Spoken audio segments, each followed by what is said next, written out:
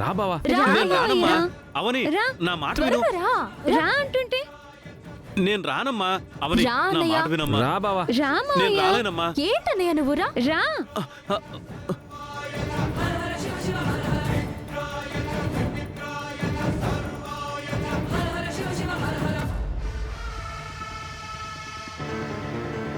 భక్తులందరూ ధ్వజస్తంభం దగ్గరికి చేరుకున్నారు కాబట్టి దీని ప్రాముఖ్యత తెలియని వారికి దీని యొక్క విశిష్టత గురించి మరోసారి తెలియచేస్తాను, వినండి.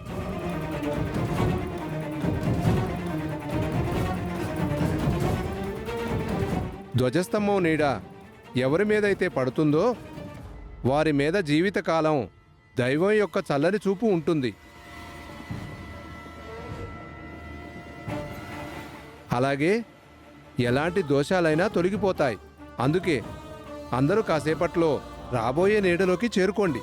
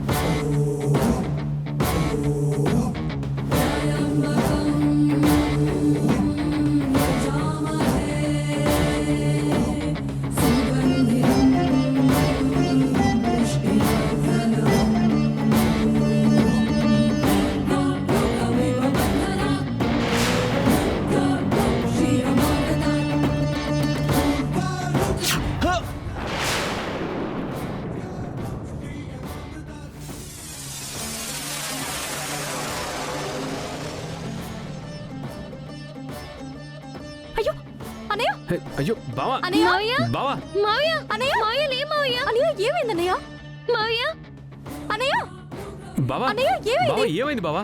అన్నయ్య, బావా. అన్నయ్య అవని, ఏమైంది అన్నయ్య? నేను వాటర్ తీసుకొస్తాను. సరే అన్నయ్య, అన్నయ్య లేవండి. మావయ్య ఏమైంది అన్నయ్య? ఏమైంది? ఎందుకలా పడిపోయాడు? ఏమో.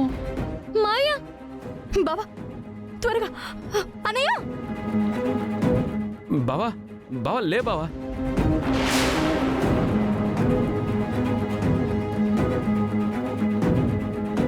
లేవన్నయ్య.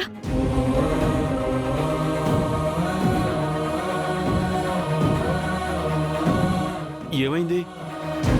ఎందుకు వింతగా చూస్తున్నారు? నువ్వు సడన్ గా కళ్ళు తిరిగి పడిపోయావు మావయ్య. అవునా? అంతేకాదు, ఈ ధ్వజస్తంభం దగ్గరికి రమ్మంటే రానని ఇబ్బంది పెట్టావు కూడా. నేనలా ఎందుకంటానమ్మా? అన్నారండి. వీళ్ళు నిన్ను బలవంతంగా లాక్కుని వచ్చారు. నీడ మీ మీద పడిన కొన్ని క్షణాలకు మీరు కళ్ళు తిరిగి పడిపోవడం జరిగింది. నేనెప్పుడు గుడికొచ్చినప్పుడు బాగానే ఉంటానే. మీరంతా ఎందుకు ఇలా మాట్లాడుతున్నారు? నాకంతా అయోమయంగా ఉందమ్మా. లేదన్నయ్య, ఈరోజు నీ ప్రవర్తన మాకే వింతగా అనిపించింది.